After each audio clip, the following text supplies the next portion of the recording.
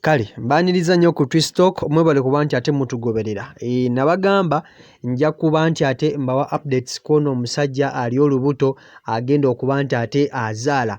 Omu ku abo abasajja abasoose okuba nti ate bafuna olubuto mu nsi yonna yonna okwetooloola awamu. Omusajja ono olwaleero ziri ennaku z'omwezi 16 naye ennaku z'omwezi nga 17 lwe lunaku olw'enkya olwokutaano omwaka 2021 omwezi gwa Septemba. Omusajja ono agenda kuba nti ate azaala era essaawa yonna alindiridde okuba nti ate asindika omwana we ku nsi. Omusajja ono amaze ebbanga ng'ali lubuto, amanyiddwa nga Lilnas X. Mu kaseera kano olunaku olwaleero lwakuna naye kyentegeddeko ekiro kya leero asuubira okuba nti ate azaala omwana. Omusajja oyo olunaku olwaleero yakoledde omwana we baby shower era nga w'omulaba awo yabadde ategese bulungi nnyo okuba nti ate akolera omwana we baby shower amwanirize bulungi nnyo naye tewali muntu yenna yalabise ku baby shower ye. Ndowooza kabadde kakodyoke mu ngeri bwetyo. Jjukira omusajja ono munene nnyo mu ggwanga era munene nnyo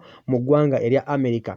Kyemmanyi kono omusajja era amawulire genyinza okuwa ku musajja ono amanyiddwa nga Lilnas X y'omu ku abo abasajja abasinga okukkiriza mu ge, kugamba basinga okukkiririza mu omusajja okwagala omusajja n'omukyala okwagala omukyala, era y'omu ku abo abantu abasinga okukipromotinga naddala mu ggwanga wali erya America. Yavaayo n'ayogera eri eggwanga lyonna oba n'ayogera eri ensi yonna nti ye ge era ayagala basajja banne, era n'abantu bangi bavaayo ne beewuunya nga balaba omusajja ono ali olubuto.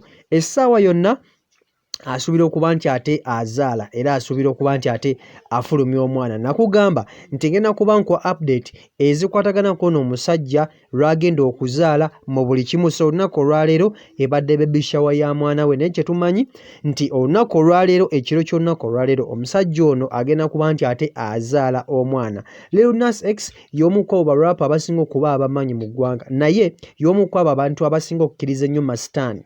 Ekintu kino kikontagana n'enzikiriza y'oba Katonda. Avumaganyizza nnyo Katonda okutuuka okufuna olubuto, oba ovumaganya engeri Katonda gye yatondamu abantu nti omukazi alina okufuna olubuto wabula so si musajja. So ye y'omu ku abo abantu abasinga okuba nti ate bavumaganya Katonda era akkiririza nnyo mu sitaani era devil worshipper omusajja oyo. So anja kuba ate nnyongera okubawa update ku musajja ono wanaaba azadde buli kimu. Weekumire ku Twistalk, subscribinga, genda maaso n'okuba nti otugoberera osobola okuba nti tosubwa buli update na buli mboozi gye tuba tukuteddeo waneeno ku mukutu. So mu kaseera kano nja kuba nti ate mbasibira naye update zonna nja kuba nzibaleetera. Mubeere bulungi, mweraba.